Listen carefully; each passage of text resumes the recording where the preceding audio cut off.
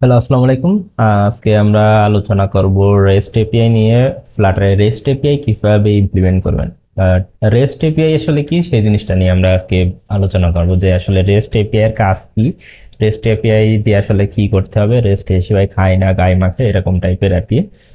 তো rest API মূলত এর ফুল ফর্ম হচ্ছে representational state transfer application programming interface.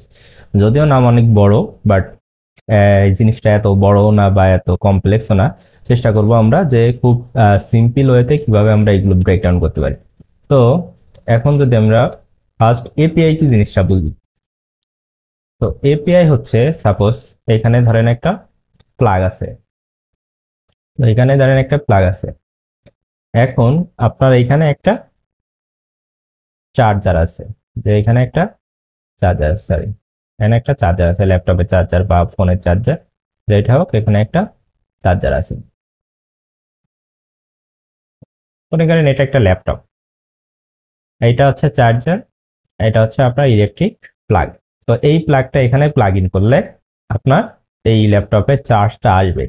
তো এই যে কারেন্ট এবং ল্যাপটপ, এই যে প্লাগ ইনের জন্য যে চার্জারের যে ওয়্যারটা বা তার ইউজ হচ্ছে, এইটা মনে করেন প্লাগ ইনের কাজ হচ্ছে আপনার ব্রিজ তৈরি করা, আপনার ফোনের ক্লায়েন্ট থেকে ব্রিজ তৈরি করা। সো এপিআই আমরা কখন ইউজ করি বা এপিআই আসলে কাজে লাগে কেন? এপিআই কাজে লাগে সাপোজ আপনি ইন্টারনেট সার্ভার থেকে বা রিমোট কোনো সার্ভার থেকে আপনার সিস্টেমে বা আপনার অ্যাপে কোনো জিনিস দেখাবেন। যেমন আপনি ফেসবুকে একটা পোস্ট করলেন, আপনি ফেসবুকে একটা পোস্ট করলেন, করলে এই পোস্টটা আপনার যতগুলো ফ্রেন্ড আছে সবাই দেখতে পাচ্ছে। তো এইখানে জিনিসটা হয় কি, আসলে এইখানে হয় কি, আপনি এই যে ফেসবুকের পোস্ট করলেন, এটা প্রথমে যায় একটা সার্ভারে, যেখানে অনেকগুলো মেমোরি থাকে। ধরেন এটা একটা সার্ভার, এই সার্ভার থেকে আপনার বন্ধুরা কিছু রিকোয়েস্ট পাঠায় বা আপনাদের বন্ধুদের ওইখান থেকে কিছু রিকোয়েস্ট আসে, সেইখানে আপনার এইখান থেকে রেসপন্সটা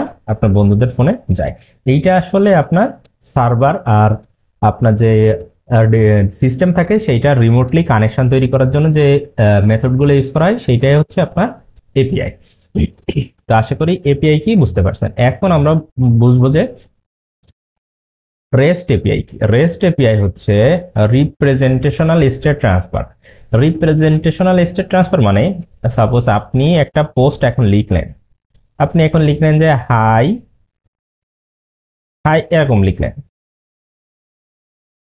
এখন আপনার এই যে এইটা এখন একটা সার্ভারে আছে, এখানে একটা সার্ভারে আছে।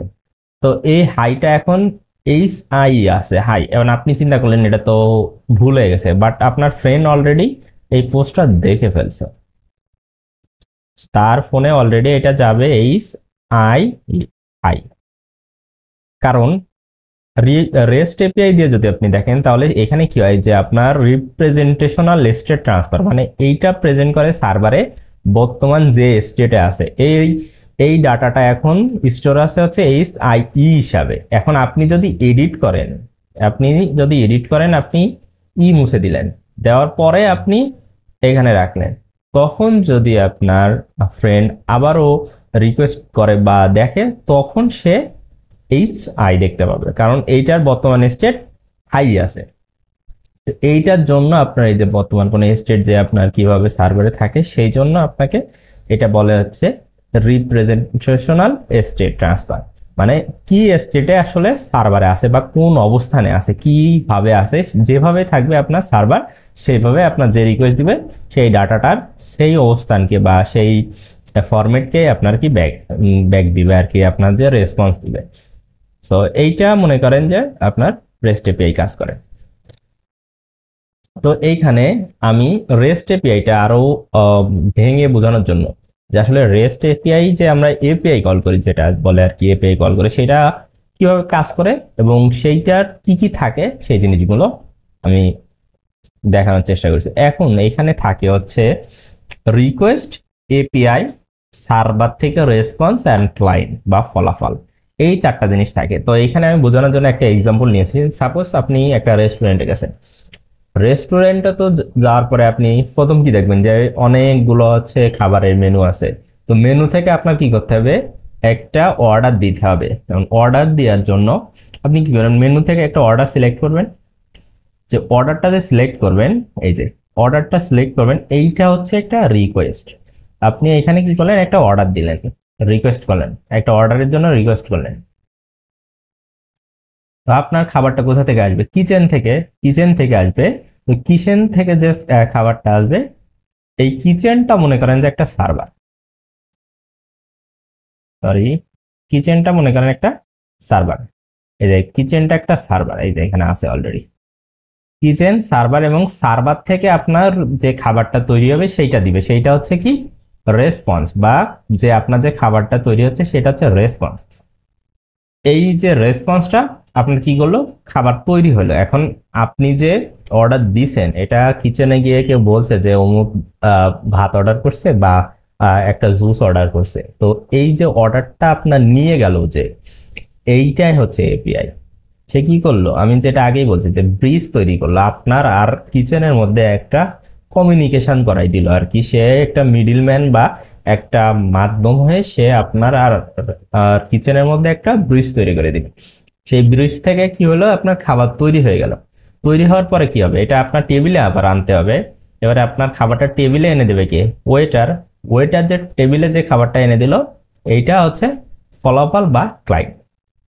তো আপনার প্রথম কি হয়, আপনি একটা রিকোয়েস্ট দেন এপিআই কে, এপিআই রিকোয়েস্টে নিয়ে যায় সার্ভারে দেয়, সার্ভার সেই রিকোয়েস্টের এগেইনস্টে একটা রেসপন্স তৈরি করে আবার এটা ব্যাক দিয়ে দেয় ক্লায়েন্টে।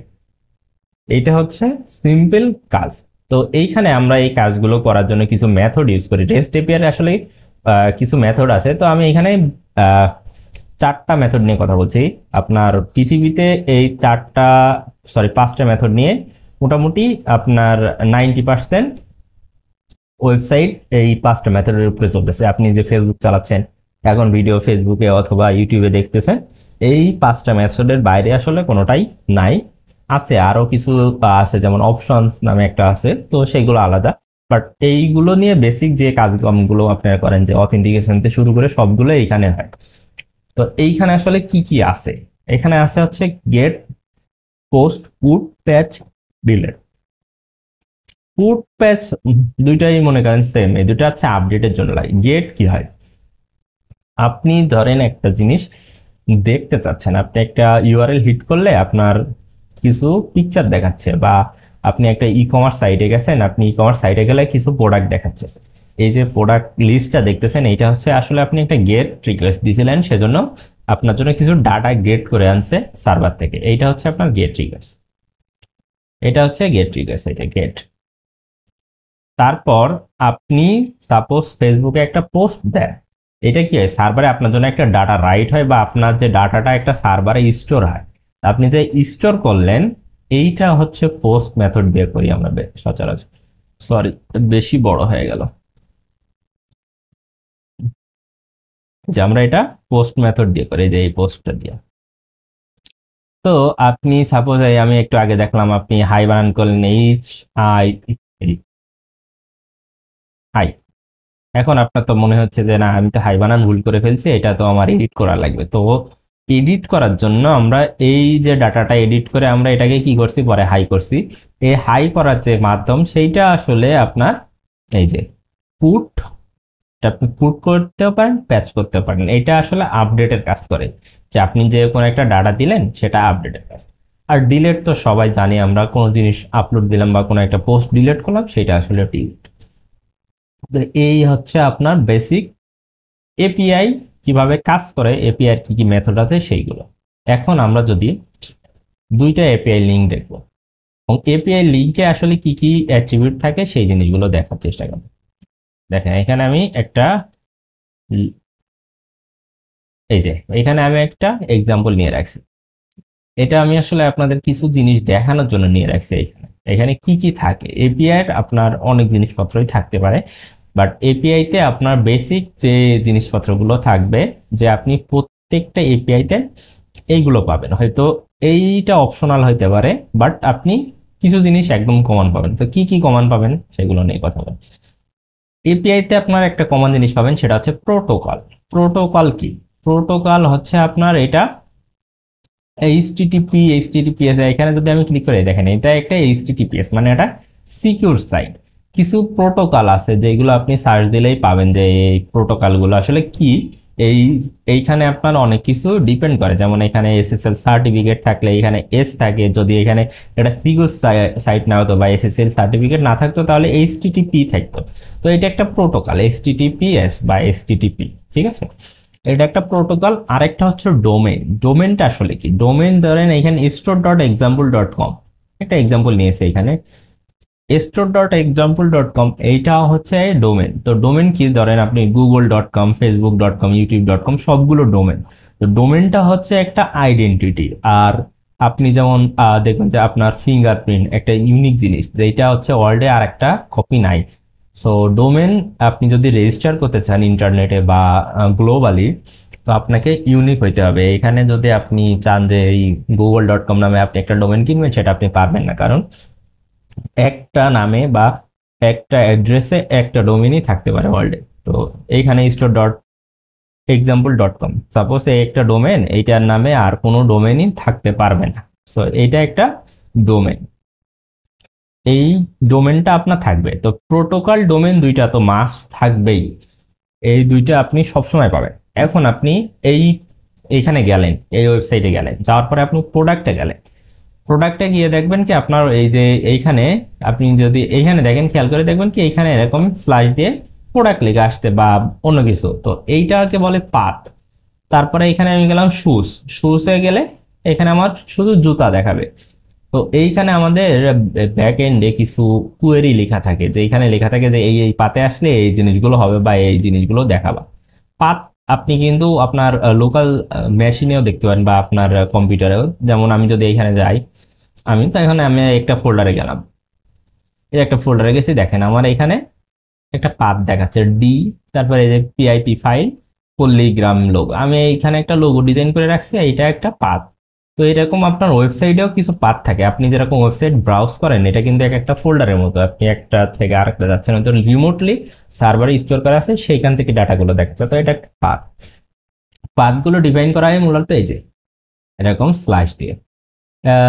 আপনি এরকমও দেখতে পারেন বা অনেক জায়গায় দেখবেন যে এই লিঙ্কগুলো অনেক বড় বড়, তো পাথ থাকে আর কি, পাথ থাকে। এবং লিঙ্ক বড় বড় হওয়ার কারণ হচ্ছে দেখা গেল কি এই যে রানিং জিনিসটা, এই জিনিসটা এনক্রিপশন করে দেখাচ্ছে। তো এনক্রিপ্ট করলে রানিং আর তো রানিং থাকবে না, এখানে দেখবেন কি আপনার র্যান্ডমলি কিছু টেক্সট দেখা যাচ্ছে, এই জন্য ইউআরএল গুলো অনেক বড় হয়।